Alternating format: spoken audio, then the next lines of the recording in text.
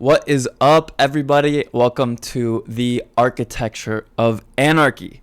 And maintaining this theme of anarchism, I want to talk to you about the inverse, forced collectivism, also known as communism, perhaps even known as democracy and statism. And I'm going to ridicule democracy. I'm going to critique it a little bit in this video. So be forewarned. But the first thing I want to talk about is what is collectivism? Collectivism is this idea of forcing people into a group together. There's a great quote by Rumi where he says, "Tie two birds together and they will not be able to fly, even though they now have four wings." And that's the idea that when you have individuals pursuing their self-interest, they come together and they form communities, they form societies, they form markets because it benefits them. The baker makes bread not because he loves other people. He may not even have love or sympathy, but he's an artisan because that's what allows him to buy steak in the evening. That's what allows him to have a better life for himself and his family. It's not this idea of, we love our neighbors, even though you don't even know your neighbors half the time, okay? Collectivism is what's created some of the worst environments. It breeds resentment when it's forced, when it's, enforced on people. Think of immigration right now. How many people are upset about immigration? Because it's people they really don't know and may not share cultures with. And naturally, if you leave people to their own accord, then they will congregate with people who they are more familiar with. Look at all, cultures, nations. Even in the United States, you had pockets. You had, little Italy, little Armenia, little Vietnam. Okay, these are natural things that happen in society. So I also want to talk about what forced collectivism results in with the political influence and interventions that it has. Think of the military. In the 17th, 18th centuries, you had what was considered the disciplinarian revolution. This was basically the idea of making soldiers obedient to give up their life for the state. The state was a tool that was used for societies to help protect people, to secure people, to keep them protected from foreign invaders. Then the state was transformed into the ideal, and it was the people that the state was supposedly protecting who were pretty much propagandized and bribed into giving up their own lives for the state.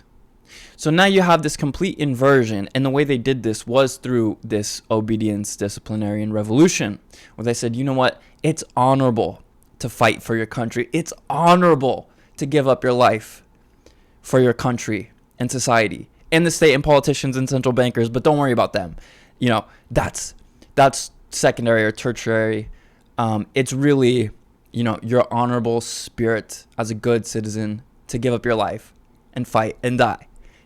So it's not even like you had seasonal militias, but then the nation state came along and was like, actually, we need to have year-long militias.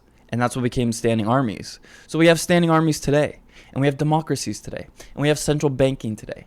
Okay, why are we all forced into using the same currency? It's because it's easier for politicians to take that currency and use it to wage wars. You have to accept it.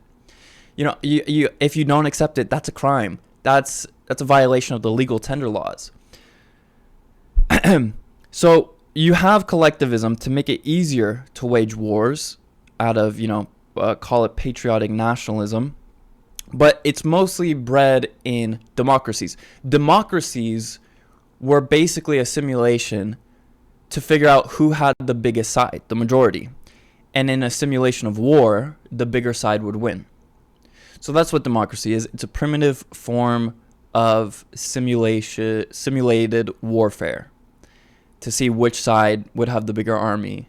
So we instead of fighting, we say it's a vote. But this is super primitive. Okay, I love the analogy of people on a plane, and they're on a plane, and they're like, actually, why are we letting these captains fly the plane? Like, we should have a vote to see who can fly the plane.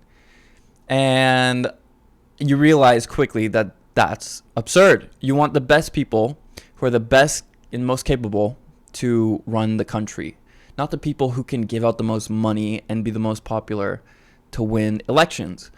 And this goes into the theory of like the free private cities, the alternative model to democratic nation states. So from the military, you have democracies, and even in ancient Greek culture, with the Roman culture of the Roman Republic, the Roman Empire, they laughed. The senators laughed at the citizens. The citizens really thought in their democracy that they were participating in electing the leader, the emperors. And they were like, oh my God, they don't even realize like it's really an oligarchy, and that they think they have a free election. And honestly, that's the same thing we have today. Okay, you really think voting allows you to choose who's going to lead the country? No, the candidates are picked by the establishment, by the regimes. Even, if you voted for someone like who you thought would stop wars, you quickly realize all these Trumanite institutions like the CIA, NSA, Pentagon, they're really making the policy. Okay, they're making the foreign policy, and it bubbles up to the executive branch. So they just need the name of the executive branch, of the president. And that's how politics go. It's just who's going to be the face of the political establishment. And I don't think there's anything that revolutionary about this or unique. I think it's just one of those things that, like, once you see it, you can't unsee it.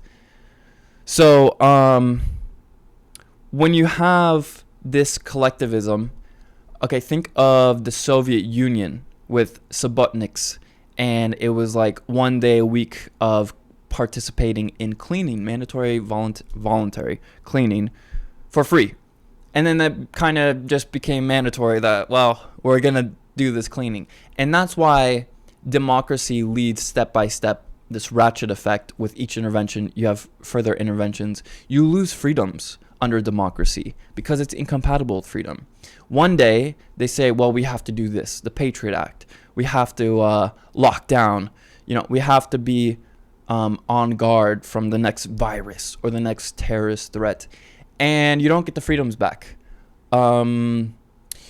So democracy becomes this permanent ratchet effect towards more collectivization and loss of liberties. And that's why the alternative is freedom, free private cities where it's contractual, where you have the right to leave, where power is not centralized, and if someone fails to uphold their contracts, then they go out of business and you have more competition. We don't have competition under democracies. It just increases in size in the bureaucracy until it blows up. So yeah, that's what I got for you today. Thank you, and I'll see you next week.